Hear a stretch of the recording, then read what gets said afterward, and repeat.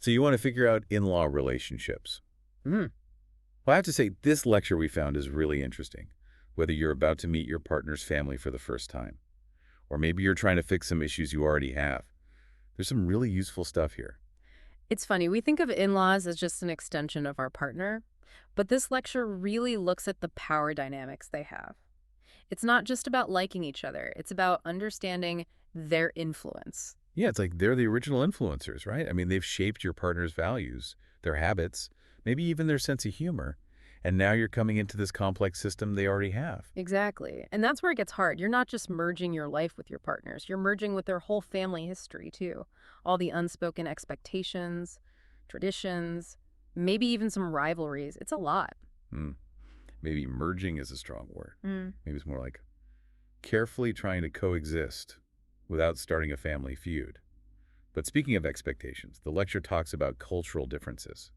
And I have to admit, that got me thinking. Yeah, it's huge. Some cultures expect in-laws to be super involved, even living together, which honestly sounds like a recipe for some serious boundary issues. But even in less extreme situations, the expectations around visits, communication, decision-making, it can all be really different. And if you're from different backgrounds, those unspoken rules can be like landmines.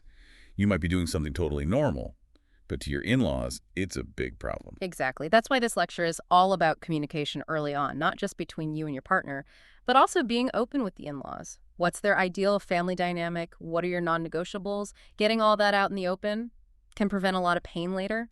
That makes sense. Yeah. But let's be real. Sometimes even with good communication, things can go wrong. What are some common, let's call them challenges, Yeah. that people run into? The lecture didn't try to hide anything, right? No, not at all. They actually used the phrase horror stories when they talked about overbearing or controlling in-laws. Honestly, I think we've all seen that to some degree. The constant phone calls, the advice you didn't ask for, the feeling like they're always watching you, it can be suffocating. I think it's that lack of boundaries. It's like you're trying to build your own life with your partner, but their family is always getting in the way. And that's where setting boundaries is so important. It's not about being rude or cutting them off. It's about protecting your relationship and your sanity. And it's really important to do that together as a couple. What I thought was interesting is how the lecture talks about presenting a united front to the in-laws. It's not just one person's job to manage their family. It's a team effort. And honestly, sometimes it's the partner who needs to be more assertive, especially if they're used to avoiding conflict. That's a good point. It's about supporting each other and standing up for your relationship, even if it means having tough conversations with your own family.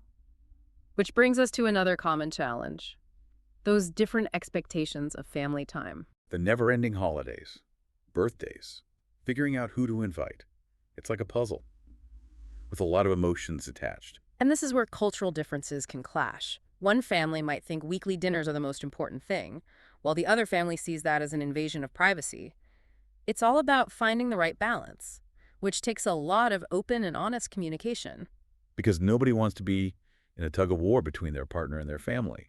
You're building something new, but you're also trying to respect existing relationships. It's a lot. It really is. And we haven't even talked about jealousy. Oh yeah, that's a big one. It's easy to forget that a new partner changes the whole family, and those changes can bring out some really strong feelings. Yeah. We think of jealousy as a romantic thing, but it can happen in families too. And honestly, it's not always obvious. It can be subtle, little comments, even trying to sabotage the relationship. So how do you deal with that? You can't just tell your in-laws to get over it. Right? It's more complicated than that. The lecture says to be empathetic. Understand that those feelings might be coming from fear, insecurity, or even feeling like they're losing something. Is you acknowledge how they feel, Mhm. but you also set boundaries for your own relationship. It's a tough balance. It is, and it's a balance that needs both of you to be on the same page, supporting each other and talking clearly with their families. Which brings us to another thing the lecture talked about. How do you do all this without losing yourself? How do you stay who you are while dealing with all this family stuff? Yeah. It's easy to get caught up in making everyone happy. Like you have to fit in. Yeah. But how do you decide what's okay? How do you stay true to yourself while you're figuring out these relationships? That's the question, isn't it? And honestly, it's something we all deal with, not just with in-laws, but in any close relationship. But this lecture has some really practical advice, and it all starts with boundaries. Okay, so boundaries are important, Mm-hmm. but I think people have trouble with how to do it. Like it's easy to say set boundaries, Yeah. but it's harder to actually do it, especially with family. Absolutely. And the lecture even says it can be uncomfortable, even awkward. But it starts with a conversation, not just with the in-laws, but with your partner too. What are you both okay with when it comes to visits? Communication, even topics you don't want to talk about. Because some in-laws are really good at crossing those lines, giving advice you didn't ask for about your job, your kids, even what you wear. Sometimes you just need to say stop. Yeah. And it's not about being mean or ignoring them. It's about taking care of yourself. And the lecture even talks about how you can start to resent them. If one partner feels like they're always trying to please their in-laws, it can actually hurt the relationship. It makes sense. It's like you're so busy keeping things okay with the in-laws that you forget about your own relationship. Right. And the lecture says that setting boundaries is a way to take care of yourself and your relationship. It's about making a space where you can both be happy without feeling judged all the time. So how do you actually have that conversation about boundaries? Because it can feel like you're picking a fight, especially if your in-laws aren't the most open-minded people. Oh, it definitely takes some skill. The lecture says to make it sound positive, focus on what you want instead of what you don't want. Like instead of saying stop calling every day, you could say, we love spending Sunday evenings together as a family, so could we maybe schedule calls for other times? That's a good idea. It's about spending quality time together, not just pushing them away. Exactly. And remember, it's an ongoing conversation. Boundaries might need to change as your lives change, and that's okay.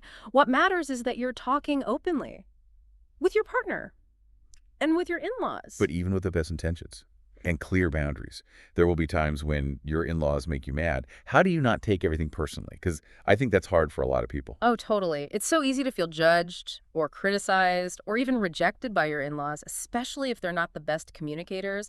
But here's the thing the lecture says. They're often acting based on their own experiences, their own past. It's not always about you. That's a good point. It's like they might be coming from a good place, but how they show it might be different from what you're used to.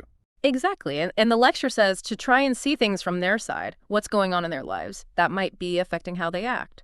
Are they feeling insecure about their place in the family? Are they worried about being replaced? So it's about having some empathy, even when it's hard. Yes.